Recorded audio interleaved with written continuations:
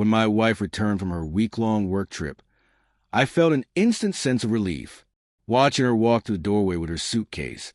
Smiling though she looked worn out, made everything feel right again. She talked about endless meetings, late-night dinners, and the chaos of airports while I helped her unpack. Everything appeared perfectly ordinary. I was just happy to have her back home. Later that night, as I was sorting the laundry, something on one of her dresses caught my eye. Faint, pale marks near the neckline stood out against the dark fabric.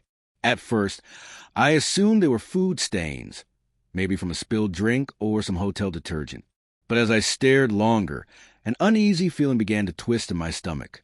They didn't look like any normal stain I'd seen before. I tried to shake it off. She'd been on the road for days, eating between meetings. It could have been anything. Doubting her felt wrong, even cruel. But the image of that dress kept creeping back into my mind no matter how hard I tried to ignore it. That night, I barely slept. Every time I closed my eyes, I saw those faint marks again. The next morning, while she was in the shower, I found myself holding the dress again. The stains hadn't faded. My hands started to tremble. A thought I didn't want to think began to take shape in my mind. I pushed it away again and again, but it kept returning. What if it wasn't just a business trip? I never thought I'd be the kind of man who needed proof. But by that afternoon, I found myself driving to a private lab. My heart pounded as I handed the dress over for testing. I could barely get the words out. I told myself I was doing this for peace of mind, but deep down I already knew this wasn't about peace. It was about fear. The next few days were unbearable. I smiled when she spoke, asked about her meetings, even laughed at her stories. But every affectionate gesture felt hollow. Behind my calm expression, my mind was screaming, what if she's lying to me? When the results finally arrived, I sat alone in my car, holding the sealed envelope.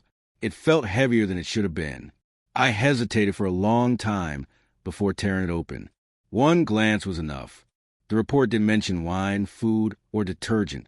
It confirmed the one thing I had been terrified to believe. The samples contained organic traces, ones that couldn't possibly belong to me. For a moment, I couldn't breathe. The paper slipped from my hands, and all the air left my lungs. Every word on that page was a hammer, striking the life I thought I had. That night, she talked casually about work, about her next trip, while I sat across from her in silence, barely touching my food.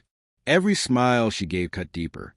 When she asked what was wrong, I muttered something meaningless and walked away before my voice could break. For days, I said nothing. The test report stayed hidden in my drawer like a secret poison. I would take it out each night, stare at it until the words blurred, then put away again. I wanted to forget. I wanted to believe I was wrong. But I couldn't.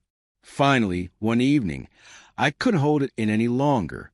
As we sat at the table, I looked at her and asked quietly, "Was there anything that happened on your trip you haven't told me?" She froze. For a fraction of a second, her eyes widened before she forced a weak laugh. "What are you talking about?" she said, but her voice trembled. That reaction told me everything. I took the folded paper from my pocket and slid it across the table. As she opened it, the color drained from her face. Her lips quivered. Tears came, but too late. She tried to deny it, then to explain, then to turn it back on me, accusing me of not trusting her. None of it mattered anymore. The truth was already between us, raw and undeniable. That night, I locked myself in the guest room. She knocked for hours, pleading for me to talk, to forgive her. But I couldn't. Something inside me had shattered beyond repair. The woman I loved was still there, but the trust that held our marriage together was gone.